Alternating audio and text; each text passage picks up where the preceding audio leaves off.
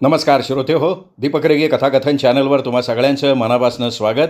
श्रोते हो, आज तुम्ही ऐकणार आहात अभय बापट लिखित सायलेन्स प्लीज या कादंबरीचा शेवटचा अर्थात भाग 15वा. पण तत्पूर्वी तुम्ही गेले 14 भाग ऐकत होता, ते भाग तुम्हाला नक्की आवडले म्हणूनच तुम्ही या 15व्या भागापर्यंत पोहोचलेले आहात. तरी एक नम्र विनंती की अजूनही तुम्ही चॅनल सबस्क्राईब केलं नसेल तर प्लीज चॅनल सबस्क्राईब करा. ऐकूयात सायलेन्स प्लीज शेवटचा अर्थात भाग 15वा. सुषुप्ती पिंजऱ्यातनं बाहेर पडली आणि हर्षद पिंजऱ्यात शिरला. तुमचं नाव हर्षद गोवंडे आहे आणि तुम्ही आरोपी विहंगला ओळखता? खांडेकरांनी विचारलं. हो, ओळखतो. 13 तारखेच्या सायंकाळी तुम्ही विहंगच्या घरात होतात? हो. सरकार पक्षानं पुरावा क्रमांक 2 म्हणून दाखल केलेला चाकू तुम्हाला दाखवतो. तो पाहून सांगा, तो चाकू तुम्ही आधी पाहिला होता? अनेकदा. कुठे? जेव्हा मी पाहुणा म्हणून विहंग खोपकरच्या घरी उतरलो होतो तेव्हा.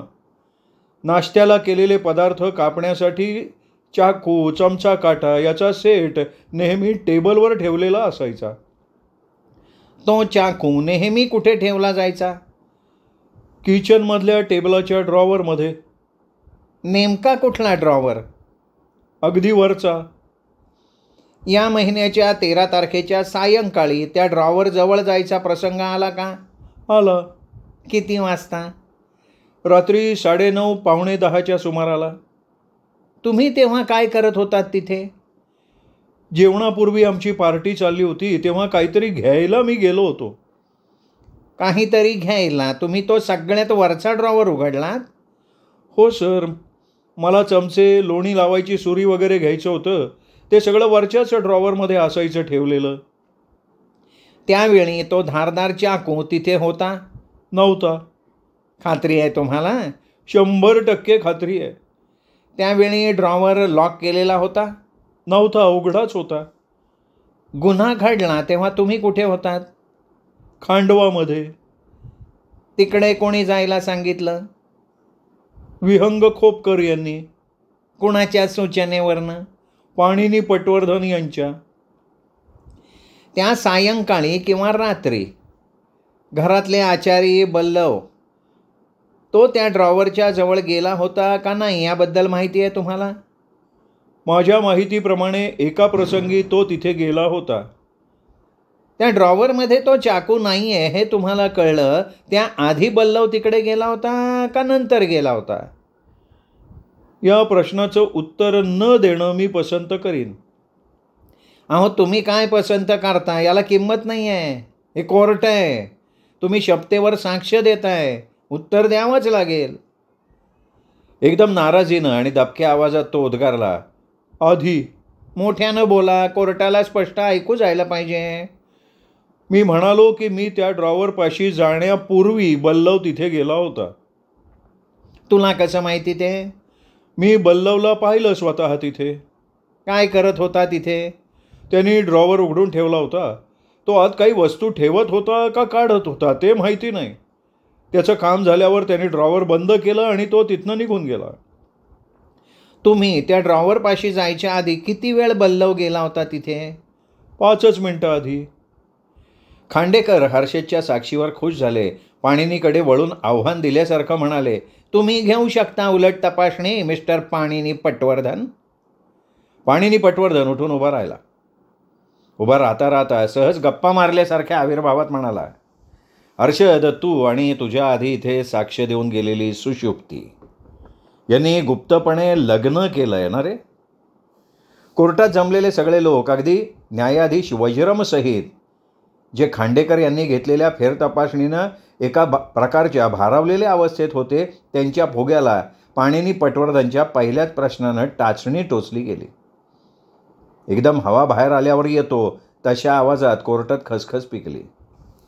हर्षद प्रथम भानावर येत म्हणाला. हो सर, आम्ही केलंय लग्न.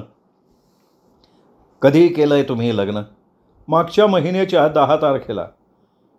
कुठे केलं लग्न? परदेशात जाऊन केलं. आणि ते गुप्त ठेवलं? हो सर. आणि हे लग्न झाल्यानंतर सुषुप्तीनं तिच्या बेडरूमला आतून स्प्रिंगचं लॅच बसवून घेतलं. बरोबर आहे सर. त्याची एक किल्ली तुझ्याकडे होती? पाणिनी म्हणाला आणि हर्षदनं अस्वस्थपणे हालचाल केली. खांडेकरांकडे त्यांनी बघितलं. खांडेकर उठून उभे राहिले. या प्रश्नाला जोरदार हरकत आहे आमची. अयोग्य प्रकारे चालली आहे उलट तपासणी. मी रद्द करतो हा प्रश्न. लबाडपणे हसत पाणिनी म्हणाला. आधी मी यासाठी योग्य पार्श्वभूमी निर्माण करण्याची व्यवस्था करतो आणि नंतर पुन्हा हा प्रश्न विचारायचा अधिकार राखून ठेवतोय. खांडेकर सावकाश खाली बसले. आत्ता त्यांचा विजय झाला होता, पण पाणिनी नेमकी काय चाल खेळलाय याचा साधारण अंदाज आल्यामुळे ते समाधानी नव्हते. तर मग तू खुनाच्या रात्री खांडव्याला गेलास? हो. आणि ती माझी सूचना होती? हो, तुमचीच होती. तुझ्याबरोबर कोण होतं? खोपकर यांची सेक्रेटरी प्रांजल वाकनीस. आणखीन कोणी? नाही. नक्की नाही? खात्री आहे तुझी? हो, खात्री आहे. मला वाटतं तू शेफाली खोपकरच्या घरी गेलास. हा प्रश्न अयोग्य आहे, प्रसंगानुरूप नाही आहे तो. तो खांडव्याला गेल्यावर कुणाला भेटला, कुठे गेला, ह्या गोष्टीला काहीही अर्थ नाही आहे. सरतपासणीत सरकारी वकिलांनीच त्याच्याकडनं वधवून घेतलं आहे की तो माझ्या सूचनेनुसार खांडव्याला गेला. त्याला हेही विचारलं गेलं आहे की खुनाच्या वेळी तो कुठे होता. त्यामुळे मला अधिकार आहे की त्याची अधिक तपशिलात माहिती घ्यायची. ऑब्जेक्शन ओव्हररूल्ड. वज्रम म्हणाले. उत्तर दे हर्षद, तू शेफाली खोपकरच्या घरी गेलास? मी गेलो. घरात नाही, त्याच्या जवळ. खांडवाला पोचल्यावर तू काय केलंस? मी शेफाली खोपकरच्या घराकडे गेलो. तुमच्या म्हणजे पाणिनी पटवर्धनांच्या ऑफिसमधला त्यांचा सहकारी सुकृत तिच्या घरावर नजर ठेवून होता. रात्री 2 वाजेपर्यंत तो ते काम करायला तयार होता, पण दुसऱ्या दिवशी त्याला कोर्टात काम असल्यामुळे मीच त्याला सांगितलं की तू प्रांजलला घेऊन हॉटेलवर जा आणि आराम करा. घरावर नजर ठेवायचं काम मी करतो. मग ते दोघं सुकृतच्या गाडीनं गेले. मी माझी गाडी अशा ठिकाणी लावली की मला शेफालीच्या घरावर लक्ष ठेवता येईल. दुसऱ्या दिवशी सकाळी मला सोडवायला एक माणूस सकाळी 8 ते 9च्या सुमाराला आला. तोपर्यंत मी घरावर नजर ठेवून होतो. पहाटे 3 वाजता तू शेफालीच्या घराजवळ होतास? हो सर. काय झालं तेव्हा? शेफालीला एक फोन आला त्यांच्या लँडलाईनवर. लँडलाईनवर का? 12 तारखेच्या सकाळपासून मोबाईलला रेंज नव्हती. संपूर्ण मध्य प्रदेशात फार मोठा प्रॉब्लेम होता म्हणे तिथे. ती फोनवर काय बोलली ते तुला ऐकू आलं? हो, म्हणजे तिच्याकडून होणारा संवाद. पलीकडचा काय बोलतोय ते अर्थात ऐकणं शक्य नव्हतं ना. काय बोलणं काय झालं? पाणिनी म्हणाला आणि खांडेकर उठून उभे राहत म्हणाले. युअर ऑनर, ज्या पद्धतीनं सूचक प्रश्न विचारले जात आहेत आणि साक्षीदार त्याची उत्तरं देतोय त्यावरून लक्षात येतं आहे की हा जरी आमचा साक्षीदार असला तरी तो आमच्या विरोधात गेलेला आहे, म्हणजे हॉस्टाईल विटनेस झालेला आहे. जी गोष्ट आमच्या सरतपासणीत दाखवली नाही ती उलट तपासणीत पुढे आणायचा प्रयत्न आहे पटवर्धनांचा. पण युअर ऑनर, खांडेकर यांनीच सरतपासणीत विचारलं ना की खुनाच्या रात्री साक्षीदार कुठे होता. आणि याच मुद्द्यावर तुम्हाला साक्षीदाराची स्मृती किती जागरूक आहे ते तपासून बघायचं आहे. वज्रमने विचारलं. अगदी बरोबर आहे युअर ऑनर. तो कुठे गेला, त्यांनी काय केलं आणि काय पाहिलं याची तुम्ही चाचपणी करू शकता.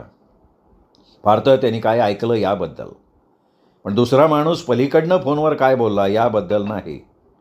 माझ्या या आदेशानुसार प्रश्न विचारा मिस्टर पटवर्धन. मिस्टर हर्षद, जेव्हा फोनवर दोघांचं बोलणं चालू होतं तेव्हा तू कुठे होतास? शेफालीच्या घराच्या बाहेरच्या रस्त्यावर, पण पलीकडच्या बाजूला. तू ओळखतोस का तिला वैयक्तिक? हो. तिने स्वतः फोन घेतला का? ऑब्जेक्शन. आधीच्याच कारणास्तव. माझ्या साक्षीदाराला प्रश्न विचारून स्वतःला हवी ती उत्तरं काढून घेऊ शकत नाहीत पटवर्धन. मी नक्कीच विचारू शकतो प्रश्न. खांडेकर यांनी सरतपासणीत याबद्दल विचारून मला रस्ता मोकळा करून दिला आहे. मी ओव्हररूल करतोय ऑब्जेक्शन. पटवर्धन, साक्षीदाराला काय आठवतंय याची चाचपणी नक्कीच करू शकतात. पण पटवर्धन हेही लक्षात ठेवा की फोनमधले संवाद काय झाले ते विचारू नका. तिने फोन घेतला का? हो. तुला ती नीट दिसली ना? हो. अचानक खांडेकर उठले आणि म्हणाले, जर मेहरबान कोर्ट तयार असेल तर मी विनंती करू इच्छितो की अजून अर्ध्या तासात दुपारची जेवणाची सुट्टी होणार आहे, ती आत्ताच घ्यावी. मला न्यायाधीश महाराजांशी अर्धा तास चेंबरमध्ये बोलायचं आहे. मी हमी देतो की मिस्टर पटवर्धनची उलट तपासणी ही जेवणाच्या सुट्टीनंतर आहे तशी चालू राहील आणि चेंबरमध्ये पटवर्धनसुद्धा माझ्यासोबत असतील.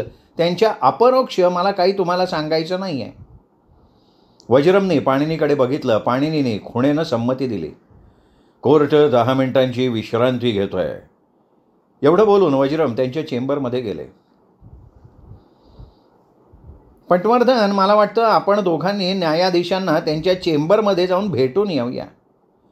दोघेही न्यायाधीशांच्या चेंबरमध्ये गेले. त्यांच्या टेबलवर कायद्याची अनेक पुस्तकं होती. त्यातलं एक पुस्तक ते वाचण्यात घडलेले होते. सकृतदर्शनी त्यांची जोडी आत आल्याचं त्यांना आवडलं नाही असं दिसलं, कारण त्यांच्या वाचनात त्यांना व्यत्यय आला असं वाटलं. त्यामुळे त्यांनी वैतागून वर बघितलं. मला भर कोर्टात सगळ्यांच्या समोर बोलणं बरोबर वाटलं नाही म्हणून मी आत आलो आहे. पण पटवर्धन यांचं वागणं हे कोर्टाचा अवमान करणार आहे. माझं वागणं? हो, तुमचंच वागणं. कोणत्या संदर्भात? त्या टेबलाच्या ड्रॉवरमध्ये डुप्लिकेट चाकू ठेवून पोलिसांची दिशाभूल करणं. पण त्या हेतूनं मी चाकू ठेवलाच नव्हता तिथे. मला तुमचा आरोप ऐकून वज्रम काहीतरी बोलायला गेले, पण पाणिनीच्या चेहऱ्यावर त्यांना असे भाव दिसले की ते थांबले. पटवर्धन, सज्जनपणाचा आव आणू नका हो. सुषुप्तीने शपथपूर्वक सांगितलंय की चाकू ठेवायची सूचना तुमचीच होती. पण तिला माझ्या हेतूबद्दल काहीच माहीत नाही ना. ती काही दुसऱ्याच्या मनातलं ओळखणारी तज्ज्ञ नाही आहे आणि तिने तशी तज्ज्ञ म्हणून साक्ष दिलेली नाही आहे. हां, पण तुमचा हेतू काय होता हे तिने साक्षीत सांगितलं आहे. ते मीच तिला सांगितलं होतं. पटवर्धन, आता तुम्हाला असं म्हणायचं आहे का की तुम्ही तिला तुमच्या हेतूबद्दल खोटं सांगितलं? अर्थात. अहो, काय बोलताय तुम्ही? हे बघा, मला संशय आला होता की ती झोपेत चालत असली पाहिजे. खांडेकर, लक्षात घ्या, तिच्याकडे आणि फक्त तिच्याचकडे त्या ड्रॉवरची किल्ली होती आणि तरीसुद्धा चाकू गायब झालेला होता. आता कदाचित विहंग खोपकरकडे डुप्लिकेट किल्ली असू शकेल अशी शक्यता गृहीत धरून मुद्दामच विहंग तुरुंगात असताना मी सुषुप्तीची परीक्षा पाहिली.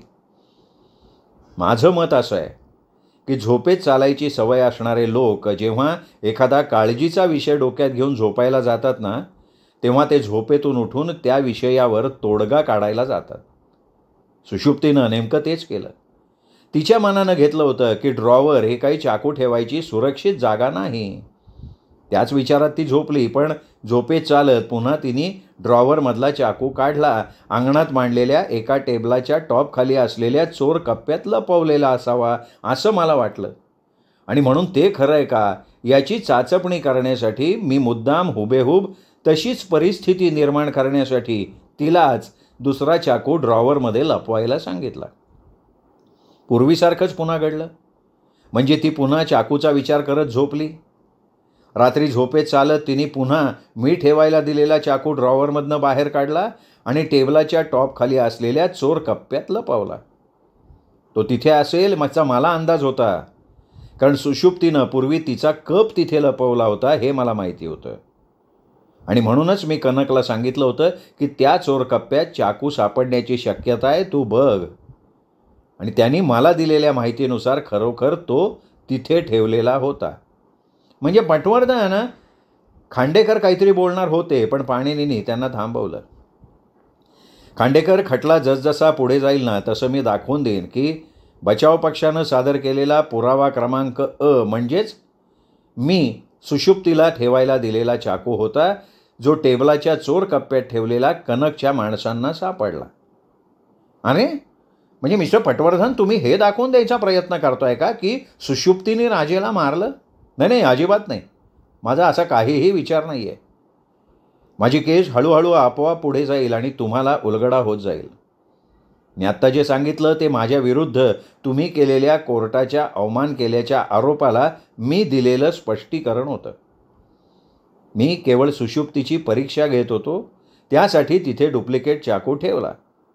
मला हे सगळं तुम्हाला सांगायचं होतं, म्हणून मी खांडेकरांच्या बरोबर आत यायला तयार झालो. पाणिनी म्हणाला आणि कोणाकडेही लक्ष न देता वज्रमच्या चेंबरमधनं बाहेर पडला.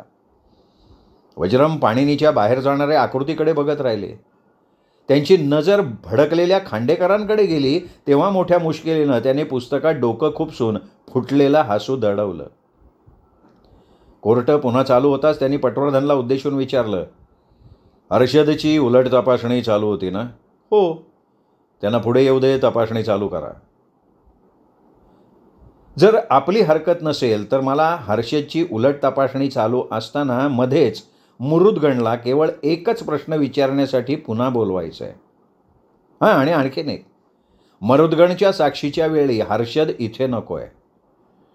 ठीक आहे, तशी व्यवस्था करतो. तुम्ही मुरुदगणला बोलवा, वज्रम म्हणाले आणि त्याने हर्षदला बाहेर जायला सांगितलं. तो गेल्यावर मुरुदगण पिंजऱ्यात हजर झाला.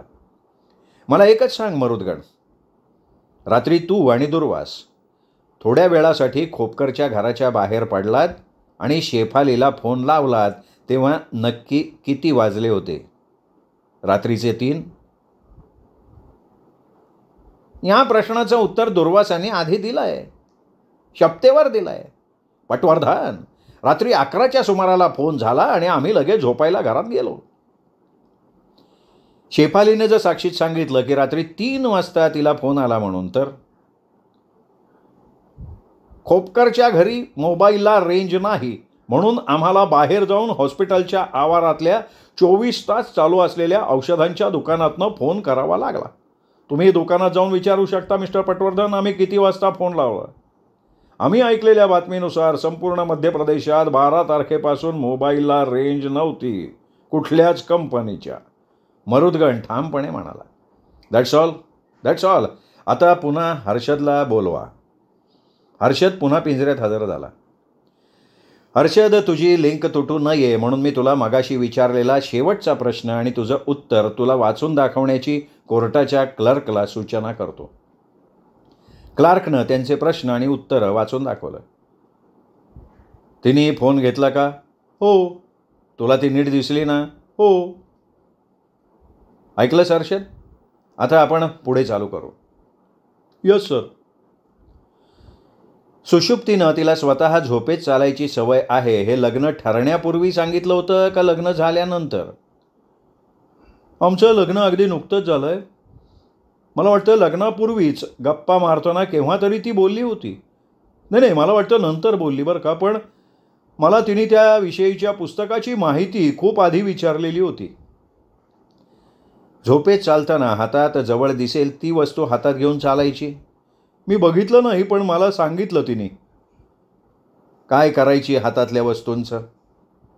युअर ऑनर, काय बालिशपणा आहे हा? फार भरकटच चालली आहे उलट तपासणी. आमचं याला ऑब्जेक्शन.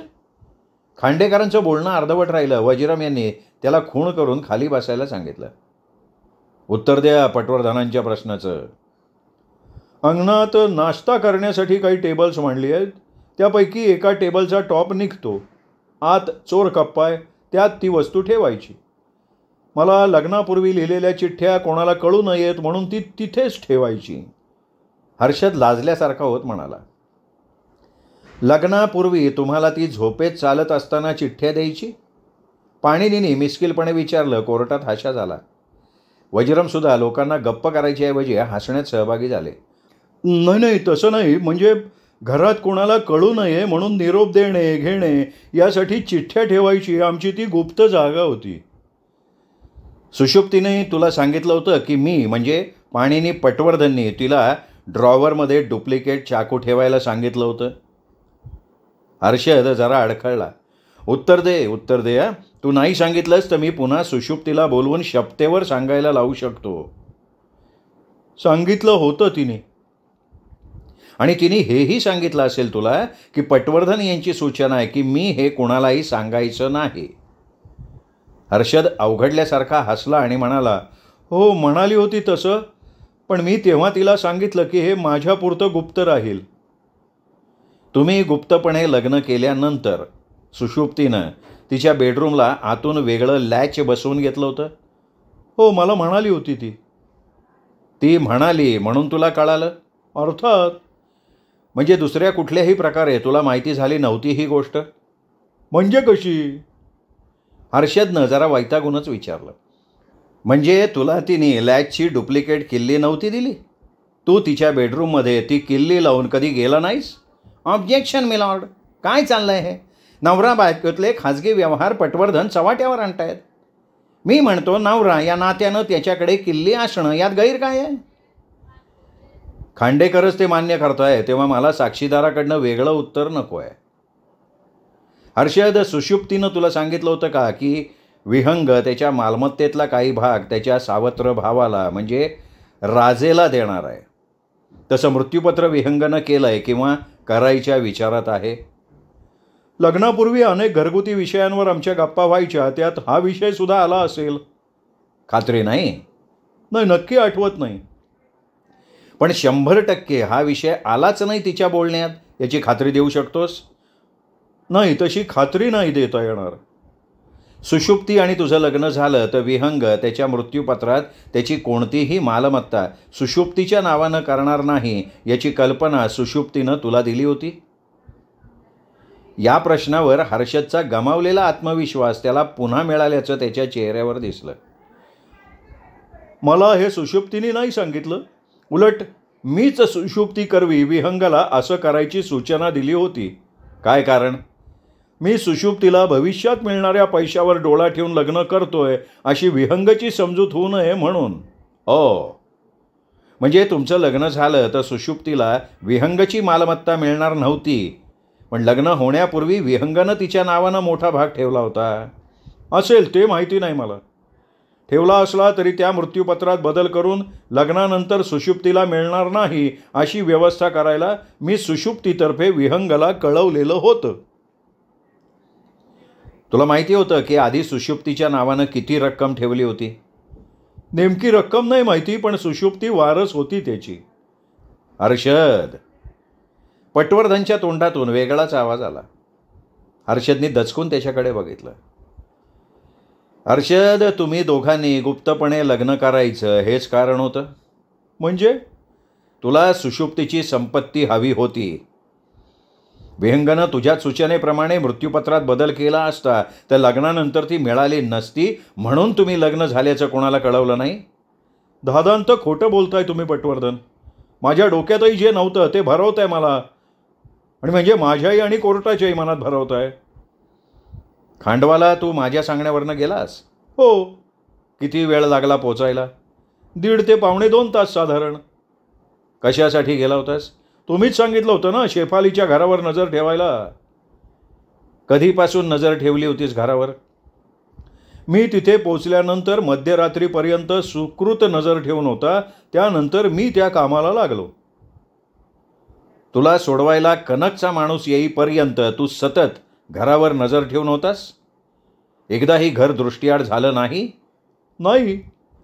या काळात ती अजिबात बाहेर पडली नाही? नाही. रात्री 3 वाजता फोन आला, ते बोलणं तुला स्पष्ट ऐकू येत होतं? शेफाली काय बोलत होती ते मी माझ्या वहीत लिहूनच घेतलंय. पलीकडून कोण बोलत होतं ते समजायला मार्ग नाही. पण शेफालीनी मरुदगणचं नाव फोनवर घेतलं? हो. थोड्या वेळापूर्वी मरुदगण इथे साक्ष देऊन गेला. तू त्याची साक्ष ऐकायला नव्हतास. त्यांनी पुराव्यानिशी सांगितलंय की त्यांनी रात्री 3 वाजता फोन केला नाही शेफालीला. टेलिफोन कंपनीचा रेकॉर्डसुद्धा दाखवत आहे की इंदूरच्या मेडिकल शॉपमधून केला गेलेला फोन रात्री 11 वाजता केला गेला आहे. त्यांनी दुसरीकडून केला असेल रात्री 3 वाजता पुन्हा. रात्री 3ला शेफालीला आलेला फोन दुसरीकडूनच केला गेला होता हर्षद. शेफालीला आलेल्या कॉल रेकॉर्डवरनं आम्ही ते तपासलंय. तो फोन इंदूरमधून केला गेला होता आणि तो फोन तू केला होतास. दादांत खोटा आरोप करतोय. हर्षद ओरडला. लगेच खांडेकर त्याच्या मदतीला धावले. ही उलट तपासणी फार भरकटच चालली आहे युअर ऑनर. विहंगाला निर्दोषत्व साबित करता येत नाही म्हणून आमच्या साक्षीदाराला गोवण्याचा प्रयत्न चालला आहे. हर्षद, सुकृत रात्री 12 वाजेपर्यंत शेफालीच्या घरावर लक्ष ठेवून होता. तो गेल्यावर तू एकटाच पहारा देत बसलास. प्रत्यक्षात तू तिथे असतास तर रात्री 3 वाजता तिला फोन आल्यावर तासाभरानं म्हणजे पहाटे 4च्या सुमाराला ती घरातनं बाहेर पडून इंदोरला जायला निघाली, तेव्हा तुला ती का दिसली नाही रे? खांडेकरांच्या बोलण्याकडे दुर्लक्ष करत पाणीनी म्हणाला. म्हणजे एकतर तुला ती बाहेर जाताना दिसली असूनही आम्हाला किंवा या कोर्टाला तू खोटं सांगितलंस की ती कुठेही बाहेर पडली नाही म्हणून.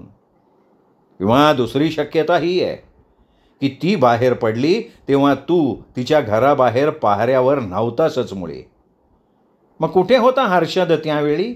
खांडेकरांनी विचारलं. तो विहंगाचा खून करण्यासाठी त्याच्या कारनं इंदोरला आला होता.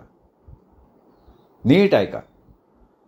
सुकृत रात्री 12 वाजेपर्यंत शेफालीच्या घरावर लक्ष ठेवून होता. तो गेल्यानंतर हर्षद पहारा देत बसणार होता. प्रत्यक्षात सुकृत गेल्यावर लगेचच तो त्याच्या कारनं इंदोरला आला. साधारण 2-2:30 वाजेपर्यंत तो इंदोरला पोचला असावा. सुषुप्तीनं झोपेत चालत अंगणातल्या टेबलाच्या चोर कप्प्यात ठेवलेला तो चाकू त्यांनी घेतला, राजेला ठार केलं आणि विहंगाच्या खोलीत जाऊन त्याच्या उशीखाली तो चाकू ठेवला.